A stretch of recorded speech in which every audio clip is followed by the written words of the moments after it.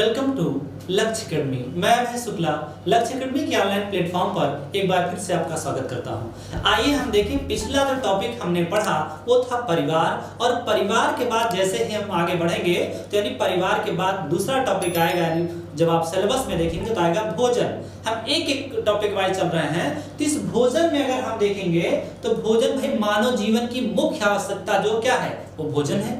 उस भोजन में क्या क्या आवश्यक चीजें हैं जो हमको परीक्षा के दृष्टिकोण से पढ़ना है, आइए हम उसको देखें पॉइंट वाइज, उसका हम रिवीजन करते चले। पढ़ने की बात होगी तो पढ़े तो आप लोग सब कुछ है, कुछ ऐसा नहीं है कि पर्यावरण में आप जानते नहीं हैं, लेकिन उतना ही पढ़िएगा जितना आपके सिलेबस में है, बहुत ज्यादा नहीं पढ़ना है। पॉइंट वाइज चलिएगा, पॉइंट वाइज कहने का मतलब है टॉपिक वाइज, और जितना टॉपिक में है उतना करते चलिए। आइए हम देखें तो सबसे पहले जब हम भोजन की बात करते हैं तो भोजन की परिभाषा क्या है। अब भोजन की परिभाषा में जब आप देखेंगे तो उसमें क्या है, यानी जिससे मानव जीवन या जीव जगत को ऊर्जा की पूर्ति हो। अब उस ऊर्जा की पूर्ति किन माध्यमों से होगी इसको हम देखते हैं कि सभी जीव जंतु को जीवित रहने के लिए ऊर्जा की जरूरत या आवश्यकता होती है, जिसे हम भोजन के माध्यम से प्राप्त करते हैं।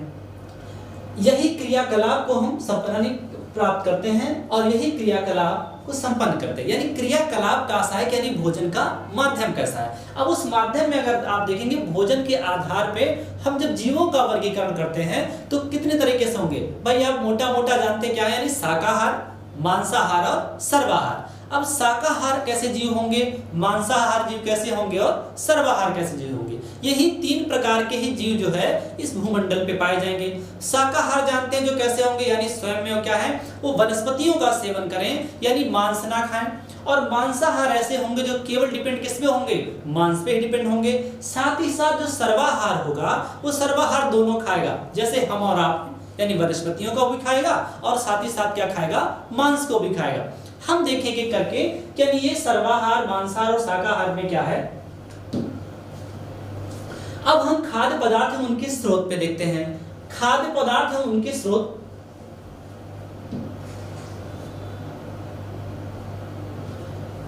खाद्य पदार्थ हम उनके स्रोतों को अगर विभक्त किया गया है तो किसके आधार पे, यानी पादप उत्पादक के आधार पे और जंतु उत्पादक के आधार पे। पादप उत्पादक कैसे होंगे, साथ साथ क्या होगा, जंतु उत्पादक क्या होगा। पादप जो उत्पादक होगा, पादप से प्राप्त होने वाले भोजन दो प्रकार के होते हैं, एक जो फल के रूप में होता है और दूसरा जो हमें जो विभिन्न भागों से हमको भोजन के रूप में प्रयोग करते हैं या प्राप्त होते हैं। दूसरी की बात आएगी यानी कि जंतु उत्पादक के रूप में।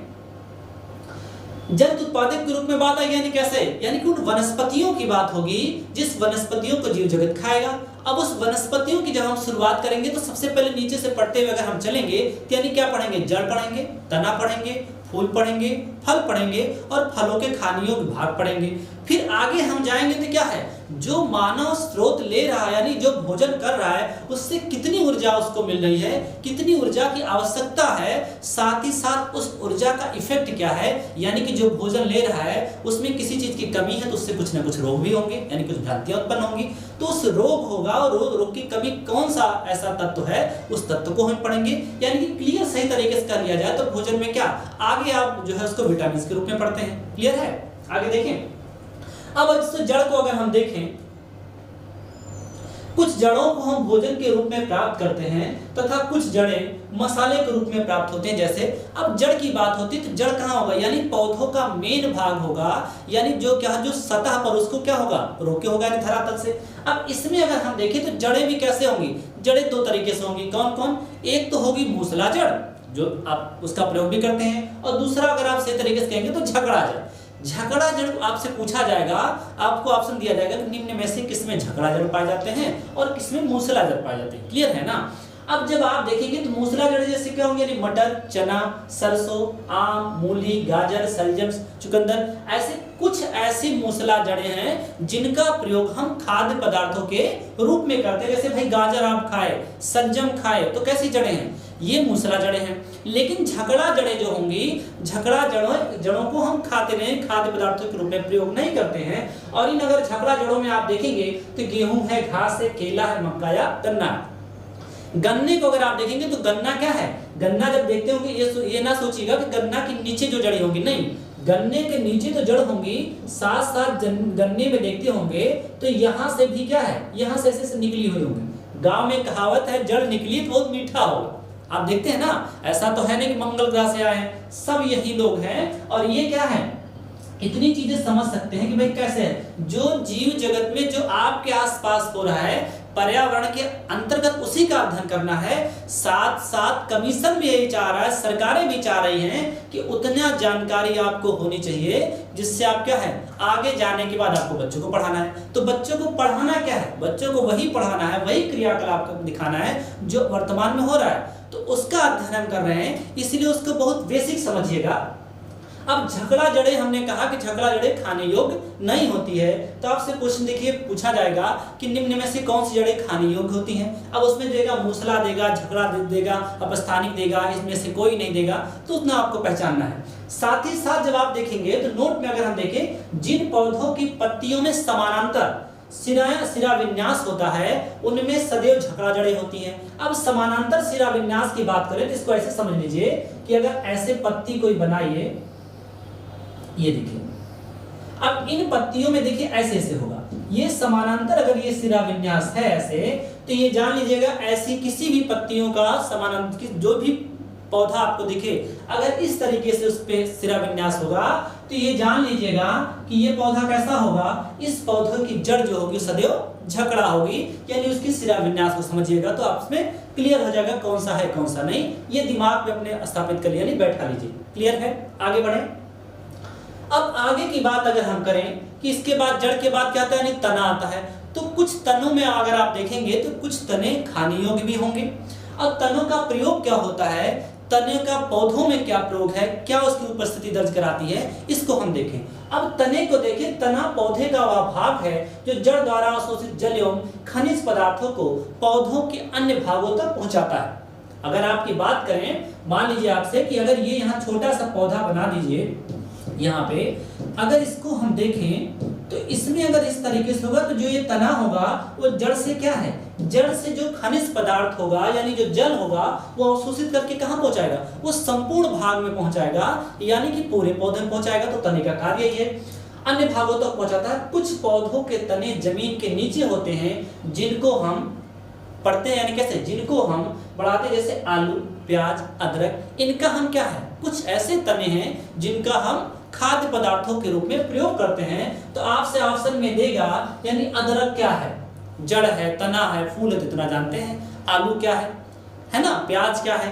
तो अगर आप देखेंगे, जैसे आपसे कहा गया प्याज, अब प्याज का जड़ देखेंगे क्या है, नीचे है। आलू जब आप खोदते होंगे खेतों में तो उसमें क्या है, देखिए जड़ें नीचे रहती है, उसमें लगा हुआ आलू रहता है, यानी इस तरीके से वो भी कैसा, वो भी तना होगा। अगर आप आलू के साथ प्याज देखें, प्याज के साथ अदरक देखें, तो अदरक क्या है, वो भी देखिए तो जड़ों में नहीं होगा, जड़ों के बगल भाग यानी नीचे जो आप मिट्टियों उसको चढ़ाते हैं, कभी आप उसकी खेती देखिए तो क्या है, वहां दिखाई देगा। यानी ऐसे कुछ जड़ें, ऐसे कुछ तने हैं जो क्या है, जो जड़ के समीप होता है, यानी कैसे, धरातल के नीचे होता है, जिसका हम खाद्य पदार्थ के रूप में प्रयोग करते हैं। क्लियर है, आगे देखें। अब बात आती है किसकी, यानी पत्तियों की। तो पत्तियां, तो अगर देखा जाए पत्ती पेड़ का मुख्य भाग है। क्यों, क्योंकि कुछ ऐसे भी पेड़ होंगे जिसमें पत्तियां भी नहीं मिलेंगी, यानी पत्तियां इसलिए मुख्य भाग क्योंकि पत्तियों के द्वारा ही वृक्ष क्या करेगा, वृक्ष भोजन का निर्माण करेगा। कुछ जो खनिज पदार्थ नीचे से आएंगे, जल नीचे से आएगा, लेकिन सूर्य की उपस्थिति में क्लोरोफिल के माध्यम अगर पत्तियों को देखेंगे तो क्या करेंगे, सूर्य की उपस्थिति में फोटोसिंथेसिस की क्रिया के द्वारा वो क्या करेंगे, भोजन बनाएंगे। पत्तियां से पूछा जाएगा पत्तियां हरी क्यों होती हैं, तो हरी होंगी क्लोरोफिल का उपस्थिति के कारण। अब साथ ही साथ इसमें देखना है कि कौन कौन सी पत्तियां, यानी किस पत्तियों में कहां कौन से पौधे ऐसे हैं जिनमें पत्तियां उपस्थित होती हैं, जिनमें नहीं उपस्थित होती हैं। अब अगर हम आगे देखें, पत्तियां पौधों के भोजन उत्पादक मानी जाती हैं। पत्तियां क्लोरोफिल नाम का एक वर्णक होता पाया जाता है जो सूर्य के प्रकाश में कार्बन डाइऑक्साइड की उपस्थिति में भोजन बनाता है। ये बड़ा इंपॉर्टेंट है, कई बार पूछा गया है कि भोजन, पौधों में भोजन कौन बनाता है, यानी किसकी उपस्थिति के कारण, यानी क्लोरोफिल नामक क्या होता है, एक वर्णक होता है। यानी अब ये वर्णक कैसे, सूर्य के प्रकाश में जल और कार्बन डाइऑक्साइड, ये दोनों ध्यान दीजिएगा, जल और साथ ही साथ क्या है, कार्बन डाइऑक्साइड की मदद से सूर्य भोजन बनाती हैं। इस क्रिया को हम क्या कहेंगे, इस क्रिया को प्रकाश में होगा तो प्रकाश संश्लेषण की क्रिया होगी, यानी कि फोटोसिंथेसिस की क्रिया होगी। उसी के माध्यम से क्या होगा, भोजन का निर्माण होगा। कौन बनाएगा, पत्तियां बनाएंगी। अब देखिए यह अब ये पूछेगा कि यह किस रंग में सबसे ज्यादा होगा और किस रंग में सबसे कम होगा।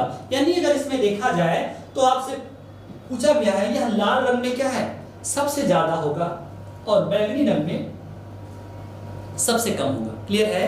किसमें है, लाल में उपस्थिति ज्यादा होगी और बैगनी में सबसे कम होगी। यानी बैगन को बैगनी से बैगन याद करिएगा, यानी इसमें उपस्थिति नहीं होगी, लाल में उपस्थिति होगी। यानी सबसे ज्यादा किसमें बनाएगा, लाल में बनाएगा। अब अगर हम देखें, अब जैसे कुछ पौधे ऐसे आते हैं जिसमें क्या है, जिसमें पत्तियां नहीं होती, तो उनमें कैसे, उनमें पूछा जाएगा निम्न में से किस पौधों में प्रकाश संश्लेषण की क्रिया किस माध्यम से होगी। ये जब हम क्वेश्चन का सेशन लेकर आएंगे तो उसमें बताएंगे, सारे क्वेश्चन भी कराएंगे, इत्मीनान रखिएगा कि जैसे प्रकाश संश्लेषण उसके तने से होता है। अब यही पूछा जाएगा कि निम्न में से कौन सी पत्तियों से प्रकाश संश्लेषण होता है, यानी किस वृक्ष से। अब उसमें आपको जैसे बात देगा कैसे, आप देखते हैं कैक्टस या नागफनी, ये क्या है, ये रेगिस्तानी क्षेत्रों में उगने वाले पौधे हैं। तो इनमें क्या है, इनमें पत्तियां नहीं होती। क्यों?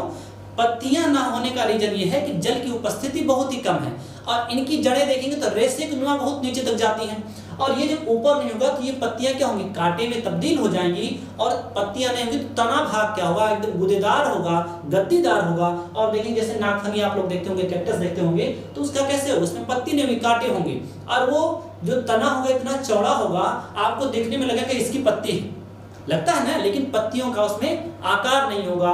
क्यों? क्योंकि वहां जल की उपस्थिति नहीं। क्लियर है? तो कुछ पौधे ऐसे जिसमें कैक्टस और नागफनी है, ये पत्तियों के द्वारा भोजन नहीं बनाते, किसके द्वारा बनाते हैं, तने के माध्यम से भोजन बनाते हैं। क्लियर है? अब अगर हम आगे देखें, फूल की बात आती है। सबसे पहले भाई देखिए, तना पढ़ लिए, यानी जड़ से शुरू किए, जड़ पढ़े, जड़ के बाद क्या पढ़े, यानी कि तना पढ़े, तने के बाद हम क्या है, फूल पढ़ेंगे, पत्ते, अब उसके बाद फल पढ़ेंगे। अब अगर हम फूल की बात करें तो फूल पौधों के प्रजनन अंग होते हैं। ये सबसे इंपॉर्टेंट है कि जब प्रजनन की बात होती है और प्रजनन की बात होगी तो क्या होंगे, फूल किसके होंगे, फूल जो है प्रजनन के भाग है, यानी प्रजनन के अंग होते हैं। पुंकेसर की बात होगी, अभी इस फिगर में आप लोगों को समझाएंगे भी कि पुंकेसर पौधों के नर भाग होते हैं, ये पूछा गया है। जब आप यहाँ देखेंगे, यानी फूल की बात करेंगे तो यहाँ स्त्री केसर होगा और पुंकेसर वर्तिकाग्र होगा। जब यहाँ आप देखेंगे तो पुंकेसर कैसे होंगे, पुंकेसर सदैव नर भाग होते हैं, इनसे क्या होता है, इनसे यानी बीजांड का निर्माण होगा। क्लियर है? स्त्री केसर की बात होगी, यह पौधों का मादा भाग होता है जिसमें अंडाशय बनता है, यानी वहां बीज बनेगा। यहाँ क्या है, अंडाशय और बीजांड पाए जाते हैं। परागण के पश्चात अंडाशय फल बनता है और बीजांड बीज के रूप में बन जाएगा। ये आप देखेंगे, लेकिन इसमें जो बात आई, एक शब्द आएगी परागण। परागण आपको नहीं पढ़ना है, इसे जानना है कि परागण के माध्यम से ऐसा होगा कि यानी कि जो अब परागण कई माध्यमों से होगा, वायु के द्वारा भी होगा, जल के द्वारा भी होगा, पक्षियों के द्वारा भी होगा, है ना। तो यहाँ देखिएगा कि यहाँ कैसे, यानी कि अगर मान लीजिए कोई स्त्री केसर है, यानी कि मान लीजिए कोई मादा पौधा है और बगल में ही कोई नर पौधा है, कि जैसे अब उसमें देखेंगे तो इसलिए होगा क्योंकि जब परागण नहीं होगा तो जाहिर सी बात है कि फलों का निर्माण ही नहीं होगा। क्लियर है? तो यहाँ अगर देखें, किसी पुष्प को हम देखें तो पुष्प में सबसे पहली बात क्या होती है, यानी कि इसके बाह्य दल पुंज होंगे। जब नीचे आप देखेंगे गांव में जहां जिससे पुष्प लगा होगा, क्या होगा, वो बाह्य दल पुंज होगा। बाह्य दल पुंज से जैसे आप जाएंगे तो जो पुष्प का मेन भाग होगा, जहां देखेंगे बहुत अंदर, अगर आप देखेंगे बहुत बारीक बारीक कण दिखाई देंगे आपको। कुछ कलर, जिस कलर का पुष्प होगा उस कलर में आप देखेंगे तो कुछ आपको पिंक कलर में हल्के से आपको दिखाई देंगे, खूब बारीक हो। कभी आप अगर फूल छूते होंगे आपके हाथों में लगता, तो वो क्या कहा जाएगा, वहां इसका निर्माण होता है। यानी क्या है, ये इसका बीजांड। क्लियर है? आगे जैसे हम जाते हैं, इस अंडाशय में अगर हम देखें तो वहां जैसे बीजांड से ऊपर जाएंगे तो यहाँ एक तरफ देखेंगे तो यही क्या होगा, यही स्त्री केसर होता है। यानी स्त्री केसर का मतलब क्या है, यहीं से बीजों का निर्माण होगा। क्लियर है ना? आगे हम देखेंगे तो सबसे ऊपर वाले जो कोमल कोमल भाग निकले होते हैं एकदम ऊपर से, कुछ लोग उसको खाते भी हैं, तो वो क्या होंगे, वो आपके वर्तिकाग्र होंगे। और उससे छोटा वाला नीचे वाली जो डंठल होगी वो क्या होगी, वो वर्तिका होगी। क्लियर? इधर हम देखें, उसमें ऐसे दाने रुमान जो इस तरीके से श्रृंखला बनी होती है, ये क्या है, ये परागकोश होते हैं। और परागकोश से नीचे जो डंठल ऐसे लगी है, ये क्या है, ये तंतु है। बाह्य की बात होगी, यानी बाहर जो है वो दल है, यानी पंखुड़ी है।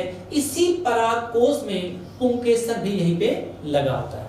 यानी यहाँ हमने देखा कि जो बीजांड होगा, यानी उसका अंडाशय का जो भाग है, वो सबसे लास्ट में अंदर होगा, और यही क्या है, यही मेन भाग होते हैं। अब इसमें पहुंचेगा कैसे, मान लीजिए कोई मादा पुष्प है, कोई नर इस तरीके से, उस पे क्या होगा, अब वहां फल लगने का बात होगी ना, कैसे फल लगेगा, बगल से मान लीजिए कोई छोटा जान तितली हुई या कुछ भी हुआ, मधुमक्खियां हुई, उस पे गए बैठे, उसके परागकण उसमें लगेंगे, फिर वही यहाँ आएगी, तो यहाँ क्या होगा, वही परागकण यहाँ आएंगे, इससे धीरे क्या होगा, आदान प्रदान होगा, हवाओं के माध्यम से होगा, और इसमें क्या होगा, फलों और फूलों का, फूलों से फलों का निर्माण होगा। क्लियर है।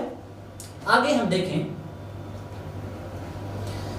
अब फल की बात आती है, तो फल फूलों के अंडाशय वाले भाग है, पीछे भी आप पढ़ चुके हैं। फल क्या है, फूलों के अंडाशय भाग से बनते हैं। फलों के 3 भाग होते हैं, जैसे आपने देखा कौन कौन, बाह्य फल भित्ति, साथ साथ मध्य फल भित्ति और अंतः फल भित्ति। अब ये देखा जाएगा कौन कौन से फलों में कौन कौन सा भाग खाते हैं। जैसे आपसे पूछ ले कि कटहल में क्या खाए, तो कुछ लोग कैसे, गांव में क्या है, गांव में उसको क्या कहते हैं, कहेंगे कोआ, सुने ना कुछ लोग, तो कहेंगे सर हम तो आज तक पढ़े नहीं थे, हमें कहा हमको तो कोआ ही खाए। तो यहाँ जो बात आती है ना, ऐसा नहीं, यहाँ उसका सही तरीके से अगर आप उच्चारण देखेंगे, कहेंगे क्या, हमने कहा परिदल पुंज खाए, बात तो वही है ना, लेकिन अलग अलग स्थानीय जगहों पे उसके अलग अलग उसको नामों से जाना जाएगा। तो यहाँ हम एक्चुअल में देखेंगे, यानी हम फल तो खाते हैं, लेकिन फल का हम कौन कौन सा भाग खाते हैं उसको हम जाने, ये आपके विषय में।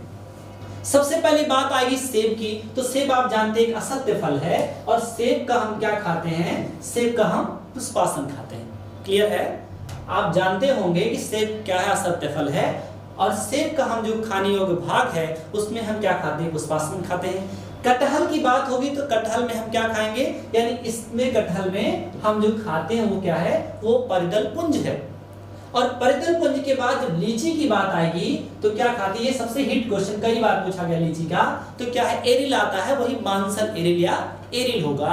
यानी लीची की बात होगी, लीची में हम क्या खाएंगे, मानसल एरिल या एरिल खाते हैं। ठीक है। अब बात आएगी केला की, तो जब केला आप खाते हैं तो क्या अंदर कुछ छोड़ते हैं, क्या नहीं छोड़ते ना, तो यानी मध्य भी खाएंगे, बाह्य तो खाते नहीं, बाह्य में छिलका निकाल देते हैं, यानी मध्य भी खाएंगे और अंतः भी खाएंगे।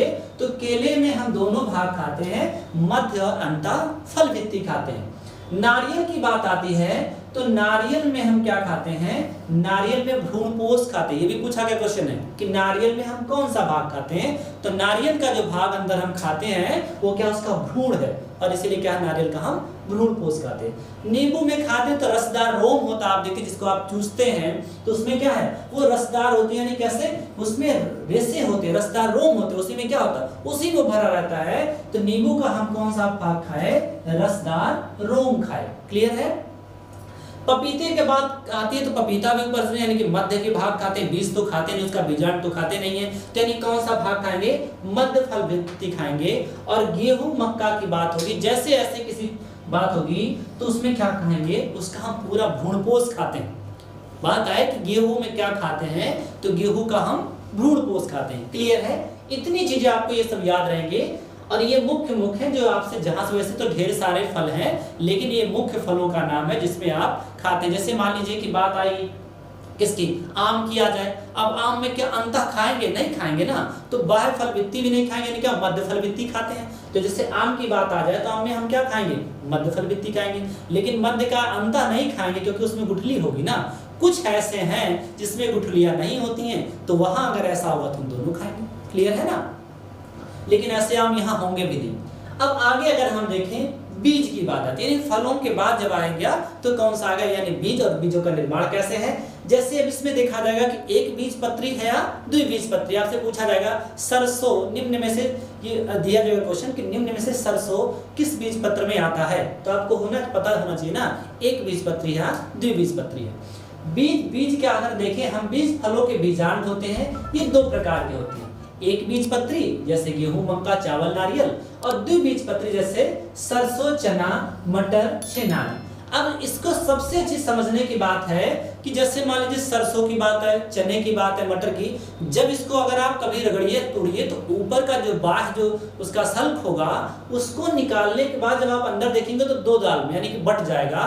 तो इसलिए क्या कहा गया है इसको, सबसे अच्छा है याद करने का कि भाई आप ग्रामीण परिवेश से रहने वाले हम सब लोग हैं, तो इसको बहुत अच्छे से समझ सकते हैं। ऐसा तो है नहीं कि हमने गेहूं नहीं देखा है, हमने सरसों नहीं देखा है, हम सीधे जैसे होता है ना कहीं के जाओ तो उनको लगता है कि आज हमने गेहूं का पौधा देखा, तो भाई इसमें कौन सा असर होने वाली बात है, हम तो रोज देखते हैं, है ना। तो इससे आप जानकारी लगा सकते हो। जब भी प्रश्न आए तो उसको किसी ना किसी एग्जाम्पल के माध्यम से समझिए, उसको सोचिए कि हमने ऐसा देखा है या ऐसा जो रोजमर्रे में यूज करते हैं तो गलत ना हो। और छोटे छोटे आसान क्वेश्चन ही गलत होते हैं जिससे आप परीक्षा में बाहर हो जाते हैं। देखिए इसमें अब बात आती, अब देखिए कि यानी एक बीजपत्री और द्विबीजपत्री क्लियर हो गया होगा कि यानी द्विबीजपत्री में दो दाल वाले होंगे, जैसे सरसों है, चना और मटर है। एक बीजपत्री में आएगा गेहूं होगा, मक्का होगा। क्लियर है। अब हम एक नोट में अगर देखें तो यहाँ कई बार पूछता है कि पौधों के जाइलम और फ्लोएम, जो नाम आप दो सुने हैं कि ये क्या है, दो ऊतक होते हैं। अब इसमें पूछेगा किसमें जल का संग्रहण होता है, तो पाया जाता है। अब देखेंगे दो ऊतक जो पाए जाते हैं, इसमें जाइलम यानी जा से आप देखिए तो जा से क्या है, जाइलम, और जा से है जल। तो जाइलम में जल का संवहन होता करता है और फ्लोएम में क्या है, भोजन का संवहन करता है। इतना जानिए कि जाइलम में पूछा जाता है, बहुत हिट क्वेश्चन है ये, कि किसका संवहन, जल में किसका संवहन, किस ऊतक के माध्यम से जल का संवहन होता है पौधों में। तो जाइलम से क्या होता है, जल का संवहन होता है, और फ्लोएम से क्या होता है, भोजन का होता है। क्लियर है। आगे बढ़े। अब अगर हम आगे देखें तो अब इसके बाद जो हमने भोजन किया यानी देखा उसमें, अब इसके बाद मानव जो लेता है यानी क्या है, मानव उसको क्या, तो उसको हम आप देखेंगे आपके परीक्षा में उस विषय में आपको उसमें विटामिन आप पढ़ते हैं। अब इसमें जानना है कि मानव के लिए इसकी आवश्यकता क्या है और क्या क्या लेना है, कौन कौन सा हम खाद्य पदार्थ खाते हैं और उसमें कितना है। अगर हम देखें विटामिन की बात करें तो खनिज लवणों की भांति विटामिन की मात्रा भी शरीर को सामान्य रूप से चलाने के लिए अत्यंत आवश्यक है। इनकी कमी से शरीर में हीनता जन्य रोग होते हैं। अब ये हीनता जन्य रोग ऐसे हैं कि अभी आगे चर्चा होगी इस पे कि इसकी कमी से होने वाले रोग कौन से हैं। कई बार पूछा जाता है कि ये ऊर्जा के स्रोत हैं कि नहीं है, कौन सी विटामिन की कमी से कौन सा रोग होता है, और इसके खाने हम क्या ऐसा लें, इसके स्रोत क्या क्या है जिससे हम, वैसे आप एग्जाम में देखेंगे तो हमने देखा कि सबसे ज्यादा जो पूछा गया कई बार हम उस पर आप देखो जैसे पूछेगा तेल हुआ है ना, अंकुरित अनाज हुआ, तो जो भी इस तरीके से क्वेश्चन आते हैं उसमें आप समझ सकते हैं विटामिन ए है, ई है, बी है। अब इस विटामिन को जब पढ़ेंगे तो दो भागों में हम बांट के पढ़ेंगे, और वो विटामिन कौन होंगे, यानी एक ऐसे होंगे जो जल में घुलनशील होंगे और दूसरा होगा जो वसा में घुलनशील होगा। तो अगर देख लिया जाए विटामिन बी कॉम्प्लेक्स की बात आएगी और विटामिन सी की बात आएगी, तो विटामिन बी कॉम्प्लेक्स और सी देखा जाए कि ये वसा में घुलनशील विटामिन, सॉरी जल में घुलनशील विटामिन होंगे, और विटामिन ए डी ई के जो होगा ये वसा में घुलनशील विटामिन होगा। यानी जल में घुलनशील विटामिन की बात करें तो बी कॉम्प्लेक्स होगा और विटामिन कौन सा होगा, सी होगा। इसके बाद जो बचेंगे वो किस में होंगे, वो वसा में घुलनशील होंगे। अब वसा में घुलनशील विटामिन तो बचे कौन से, चार ही होंगे, ए डी और ई के। कुल टोटल विटामिन को देख लिया जाए तो टोटल विटामिन अगर है तो कहीं किताबों में 20 मिलेगा, कहीं कहीं आपको 25 मिलेगा। कहीं कहीं आप देखेंगे तो इनमें कि भाई विटामिन की खोज सबसे पहले की किसने, विटामिन का पता किसने चलाया, तो दोनों की बात होगी। अगर 1881 में देखा जाए एम.आई. लूनी ने इसकी खोज की थी। एम.आई. लूनी ने विटामिनों की खोज की, लेकिन इसके शब्द का प्रयोग नहीं किया। जब आप जानते हैं अगर आपसे किताब मिलता है किसने खोज की, आप कहते हैं फंक या फूंक। फंक ने उस विटामिन शब्द का क्या किया, यूज किया, और कब करेंगे, 1912 में करेंगे, यानी 1912 में करेंगे। ये कौन, हॉपकिंस और फंक नामक जो वैज्ञानिक होंगे ये इसका यूज करेंगे। और इन्होंने क्या किया, विटामिन शब्द का जो परिभाषित किया, यानी विटामिन शब्द का सबसे पहले प्रयोग किया। लेकिन खोज की बात करें अगर उस ऑप्शन में एम.आई. लूनिन की भी बात हो तो एम.आई. लूनिन ने इसका सबसे पहले खोज किया था, और खोज हुई कब की, 1881 में। लेकिन प्रयोग की बात आएगी तो 1912 में हुआ, हॉपकिंस और फंक या फुंक नामक वैज्ञानिक। क्लियर है, इसमें कोई नहीं है। अब आगे हम देखें यानी वसा में जो घुलनशील विटामिन है उनके बारे में, और साथ साथ क्या है जो जल में घुलनशील। इनके रासायनिक नामों कुछ याद करना, बहुत ज्यादा नहीं, कुछ रासायनिक नाम। स्रोत तो आपको ऐसे याद हो जाए क्योंकि हम जो रोजमर्रा की चीजों में जो खाते हैं, भोजन करते हैं, उसमें इसका यूज रहता है। तो हमें देखेंगे भाई हमको कितनी आवश्यकता है और हम क्या क्या खा रहे हैं, इसमें कौन सी विटामिन। क्लियर। अब अगर हम विटामिन की बात करें तो इस विटामिन में देखेंगे यानी कि जल में जो घुलनशील विटामिन हैं पहले उनकी बात करें, उसके बाद हम वसा में घुलनशील विटामिन की बात करेंगे। तो जल में जो घुलनशील विटामिन पहले हैं तो हम पहले B1, B2, B3 अगर देखेंगे B12 तक बात करेंगे, लेकिन इसमें सबसे पहला विटामिन B1 और इसका अगर रासायनिक नाम आप जानते हैं तो विटामिन B1 का रासायनिक नाम क्या है? थायमीन है। अब थायमीन की कमी से कौन सा रोग होता है? ये सबसे हिट है और इसकी पूर्ति जैसे सबसे पहली बात क्या होगी, यानी कि बेरी। अब विटामिन B1 की कमी से कौन सा रोग होगा? बेरी होगा। और साथ साथ इसमें जो स्रोत हैं, यानी अगर हमको बेरी रोग हो जाए तो इसके स्रोतों में क्या है, यानी कौन कौन सा चीज हम खाएं, क्या हम खाएं से पूर्ति हो? तो सबसे पहले क्या है, यानी अंडा है ना, अंडे के बाद दूध, सोयाबीन, अनाज, मांस। अब एक चीज और जान लीजिए, यहाँ बात है अंडे की, तो जैसे पूर्ण भोजन की बात कई बात आती है कि निम्न में से पूर्ण भोजन किसे माना गया? इस पे कमीशन ने 2 मत दिया था। एक बार दिया तो अंडे को पूर्ण भोजन मान लिया और दूसरी बार दिया तो दूध को पूर्ण भोजन मान लिया। तो कमीशन को पढ़ लिया था। लेकिन अगर कभी ऐसा दे कक्वेश्चन में कि पूर्ण भोजन कौन सा है, तो पूर्ण भोजन में दूध और अंडा दोनों हो तो अंडा मार दीजिएगा, क्योंकि ज्यादातर जो ऑप्शन उसमें दिए, कई बार जो सही किया उसने अंडे को पूर्ण भोजन मान लिया, दूध को पूर्ण भोजन नहीं माना। इसलिए उसने कहा कि दूध में कुछ ऐसे विटामिन हैं, कुछ मिनरल्स हैं जो नहीं पाए जाते हैं, अंडे में वो पाया जाता है, इसलिए अंडे को पूर्ण भोजन मान लिया। क्लियर? तो विटामिन B1 का रासायनिक नाम क्या है? थायमीन है। कमी से कौन सा रोग होता है? बेरी होता है। और इसकी पूर्ति क्या है? अंडा है, सोयाबीन है, मांस है और अनाज है। क्लियर? आगे हम देखें विटामिन B2 का।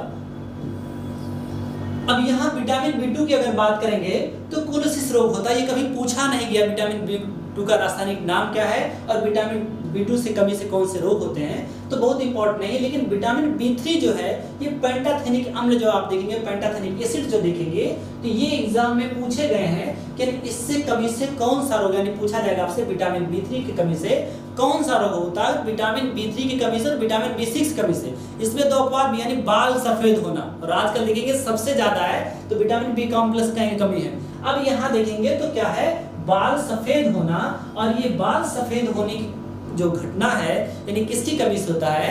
विटामिन B3 कमी से हो रहा है। विटामिन B3 के साथ साथ विटामिन B6 यानी पायरोडॉक्सिन, जब आप ये बात देखेंगे तो उसके भी कमी से होगा कि किसके, यानी बाल सफेद, उसके भी कमी से होता है। और विटामिन B3 कमी से होता है। जब भी कभी देगा तो दोनों ऑप्शन में से एक ही देगा, या तो B6 देगा या तो B3 देगा। तो क्या होगा, यानी पेंटाथेनिक एसिड जो अम्ल है उसकी कमी से बाल सफेद होते हैं, और साथ ही साथ क्या होगा, चर्म रोग होते हैं, यानी दांत खाज, खुजली जैसे रोग होते हैं। ठीक है? अब इसकी कमी में कौन सा होगा, तो आप जानते हैं मांस है, दूध है, मूंगफली है, यानी सबसे जो इंपॉर्टेंट है उसमें जान लीजिएगा दूध है और मांस है। कहीं कहीं पे आपको उसमें कलेजी भी लिखा मिलेगा। अगर आप देखेंगे तो इसमें लिखेगा कि यानी हरी पत्तेदार सब्जियां हैं, तो कुछ सब्जियों में ऐसा मिलता है, सब में नहीं पाया जाता है। अब इसके बाद आगे देखें कि विटामिन B5 है, निकोटिनिक अम्ल यानी निकोटिनिक एसिड जो है, तो विटामिन B5, अब इसकी कमी से कौन सा रोग होता है? तो आप जानते हैं क्या है? पेलाग्रा रोग होता है। इन रोगों को हम बताएंगे कब? जब ये क्वेश्चन की सीरीज चलेगी तो उसमें पूरा डिफाइन करेंगे कौन कौन सा रोग होता है, किस अंग को प्रभावित करेगा। इत्मीनान रखिएगा, ये ना सोचिएगा कि बस ऐसे बताते चले जा रहे हैं, तो वहां पूरा डिटेल में बताएंगे क्वेश्चन, क्योंकि अभी इस पे एक बार फिर से इसका रिवीजन करना पड़ेगा, इसलिए ऐसा पढ़ाया जा रहा है। क्लियर है? तो घबराइएगा नहीं। अब इसके बाद देखेंगे तो इस पेलाग्रा रोग में, यानी कि पेलाग्रा की कमी से कौन सा रोग होगा, तो किसकी कमी से पेलाग्रा रोग होगा? तो यानी कि मटर है, मछली, अंडे और मेवे। यानी ऐसे आप जान लीजिएगा कि जब बात आएगी किसकी, यानी पेलाग्रा रोग की, तो सबसे बड़ी बात क्या है, यानी कि मछली की, अगर हम मछली खाते हैं तो पेलाग्रा रोग जैसे ऐसी खतरनाक बीमारियां हमको नहीं होती है। क्लियर? आगे हम बात करें विटामिन B6 की, तो विटामिन B6 का रासायनिक नाम क्या है? पायरोडॉक्सिन है। अब विटामिन B6 की कमी से कौन सा रोग होता है? तो सबसे जान लीजिएगा रक्त क्षीणता, कहीं के रक्त दुर्बलता लिखता है, रक्त क्षीणता और चर्म रोग। साथ साथ क्या है? बाल सफेद होना, यहाँ भी मिलेगा, आप कुछ किताबों में देखेंगे तो उसमें देखेंगे तो क्या है, यानी रक्त क्षीणता होगा, यानी कि रक्त की कमी होगी, एनीमिया जैसे रोग नहीं। तो यहाँ देखिए क्या है, यानी साथ ही साथ क्या है, पेशियों में ऐंठन होगा, कि जब आपके शरीर में कभी ऐसा दर्द हो कि लगे कि उस तरीके से ऐंठन हो, तो जान लीजिए हमारे जो शरीर में विटामिन B6 की कमी है, यानी विटामिन B कॉम्प्लेक्स की कहीं ना कहीं कमी हो रही है, उसकी हमको पूर्ति करनी चाहिए। अब विटामिन B12 की बात करेंगे, साइनोकोबाल्मिन है इसका, यहाँ थोड़ा सा मिस्टेक हो गया है स्पेलिंग में, तो साइनोकोबाल्मिन है, और साइनोकोबाल्मिन की कमी से कौन सा रोग होगा? तो तंत्रिका तंत्र की खराबी होगी, यानी नर्वस सिस्टम जो आपका है वो काम सही तरीके से नहीं कर पाएगा किसी कमी से, विटामिन B12 की कमी से। अब विटामिन B12 के बाद अगर आप देखेंगे तो यहाँ कौन सा आएगा, यानी विटामिन बी कॉम्प्लेक्स के बाद आएगा विटामिन सी। तो विटामिन सी आप जानते हैं, विटामिन सी एस्कॉर्बिक एसिड है, यानी एस्कॉर्बिक अम्ल है, और विटामिन सी की कमी से एक ही रोग होता है, वो भी कैसे है, स्कर्वी रोग होगा, जिसमें चर्म संबंधी बीमारियां भी होंगी। लेकिन अब आपसे ये बीमारियों के साथ साथ ये भी पूछाएगा स्रोत क्या है, तो सबसे अच्छा जो स्रोत है आपका वो क्या है, आंवला है। अच्छा, विटामिन सी की अगर कमी होगी तो जो आपका एंटीबायोटिक यानी एंटीबॉडी है वो क्या होगा, कमजोर हो जाएगा। कोरोना में आपने देखा होगा कि खूब सब लोगों ने खाया, बताया गया ना कि विटामिन सी की टेबलेट लीजिए। तो विटामिन सी का काम क्या है कि रोग प्रतिरोधक जो क्षमता है वो उसको क्या करता है और बढ़ाता है धीरे धीरे। तो इसीलिए इसका खूब प्रयोग किया गया, और इसमें किसमें, यानी जिस सभी खट्टे फलों में पाया जाएगा, लेकिन विशेषकर अगर आपको जो सर्वाधिक किसमें होगा तो सर्वाधिक किसमें होगा, आंवला होगा, उसके बाद नींबू या हरी सब्जियां, लेकिन सर्वाधिक की बात होगी तो किसमें आएगा, आंवला ही मारेगा। क्लियर है। आगे हम देखें, अब आगे हम देखें तो वसा में घुलनशील विटामिन है, यानी वसा में जो घुलनशील विटामिन कौन कौन से होंगे, विटामिन ए, डी, ई और के विटामिन होंगे। विटामिन ए का अगर रासायनिक नाम आप देखेंगे तो क्या है, विटामिन ए का रासायनिक नाम क्या है, रेटिनॉल। और रेटिनॉल की कमी से, जब भी विटामिन ए की कमी से होगी तो आंख संबंधी बीमारियां ही होंगी, यानी कि ए रेटिनॉल की कमी से रतौंधी रोग हो जाएगा, आपको रात में कम दिखेगा, ठीक है ना। रात में कम क्या, कि जैसे थोड़ा सा अंधेरा होगा तो आप देख नहीं पाएंगे। अब इसकी कमी को पूर्ति किससे होगी, तो वही पूर्ण भोजन में दोनों है, दूध और अंडा है, साथ ही साथ मक्खन और मछली का तेल। ये देखेंगे तो डॉक्टर आपको सबसे ज्यादा, अगर आप जो है मांसाहार में हैं, तो जब बात होती है कि हमारी आंख कमजोर हो गई है, हम क्या करें, ऐसी कोई बीमारी है, तो डॉक्टर कहता है कि मछली खाओ। अब आप कहते हैं हम मछली नहीं खाते, तो मछली का तेल वाला आता है ना, सी कार्ड आता है ना, तो उसको आप लेते हैं, देखते हैं कुछ लोग ऐसे हैं तो उसका प्रयोग करते हैं, उससे हम क्या रतौंधी जैसी बीमारियों को ठीक कर सकते हैं। अब बात आती है किसकी, यानी विटामिन डी की। तो विटामिन डी आप जानते हैं स्वतः जनरेट होता है, विटामिन डी कैसे है, कैल्सीफेरॉल है, और कैल्सीफेरॉल की कमी से कौन सा रोग होता है, तो ऑस्टियोमेलाइसिस, ऑस्टियोपोरोसिस है, ये क्या है, रिकेट्स होगा, यानी यहाँ एक और रोग होगा, क्या है, रिकेट्स, और ऑस्टियोमेलाइसिस में ऑस्टियोपोरोसिस होगा। तो इसकी कमी से जो रोग होता है, रीजन क्या है कि रिकेट्स क्या होगा, बच्चों में होगा, और यहाँ जो ऑस्टियोपोरोसिस बात कर रहा है वो क्या होगा, बड़ों में होगा, यानी ऑस्टियोमलेशिया की जो कह रहा है।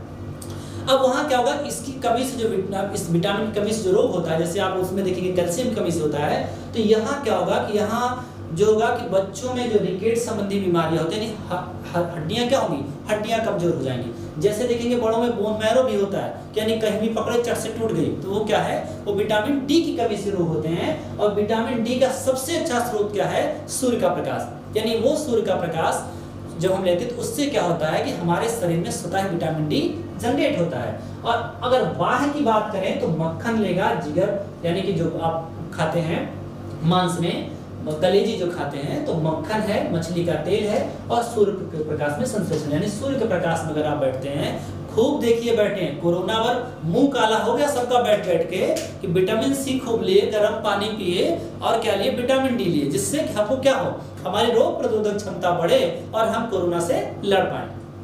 आगे हम देखें, विटामिन ई की बात होगी तो विटामिन ई क्या है, टोकोफेरॉल। अब विटामिन ई की जब बात होती है यानी जनन क्षमता की बात है, विटामिन ई की कमी से जनन क्षमता प्रभावित होती है। और साथ ही साथ क्या है कि ये पाया किस में जाएगा, तो ये पूछा गया बहुत पहले ही है कि निम्न से तेल में कौन सा विटामिन पाया जाएगा, तो तेल में कौन सा होगा, विटामिन ई होगा। और साथ साथ गेहूं, अंकुरित अनाज, ये दूसरा ऑप्शन तो सबसे अच्छा है कि तेल के साथ साथ जितने भी अंकुरित चीज आप खाएंगे उसमें विटामिन ई की मात्रा ज्यादा होगी। और विटामिन ई की कमी से जो रोग होगा तो क्या होगा, जनन क्षमता की कमी हो जाएगी, और जननांग जो होंगे वो भी उस तरीके से विकसित नहीं हो पाएंगे। कि नेफ्थेक्विनोन है, यानी विटामिन के का नाम क्या है, नेफ्थेक्विनोन है। और ये विटामिन जो है ये भी क्या है, ये भी शरीर में जनरेट होता है, विटामिन के और विटामिन डी, दो ऐसे विटामिन है। अब यहाँ क्या लगेगा, चोट लगने पे जो रक्त का थक्का बनता है वो किससे बनता है, इसी विटामिन की उपस्थिति में बनेगा। अगर आपके शरीर में विटामिन के की मात्रा की कमी है तो आपके शरीर में चोट लगने के बाद रक्त का थक्का नहीं बनेगा। और इसका अगर आप पूर्ति की बात करेंगे तो हरी पत्तेदार सब्जियां हैं, और कुछ जो है जो आपके आंत में बैक्टीरिया है वो भी इसकी पूर्ति करते हैं। और साथ ही साथ क्या है, कलेजी यानी कि जिगर। क्लियर?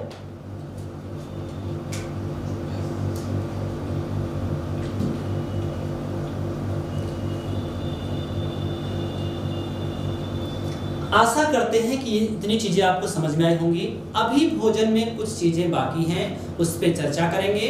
फिर जितना भी टॉपिक होगा, एक एक टॉपिक वाइज परिवार होगा तो परिवार का क्वेश्चन आपने किया, अब भोजन होगा तो भोजन पे क्वेश्चन होगा। जो चीजें इसमें छूट जा रही हैं वो क्वेश्चन के माध्यम से पूरी कराई जाएंगी। इसके लिए आप इत्मीनान रखिएगा। धन्यवाद।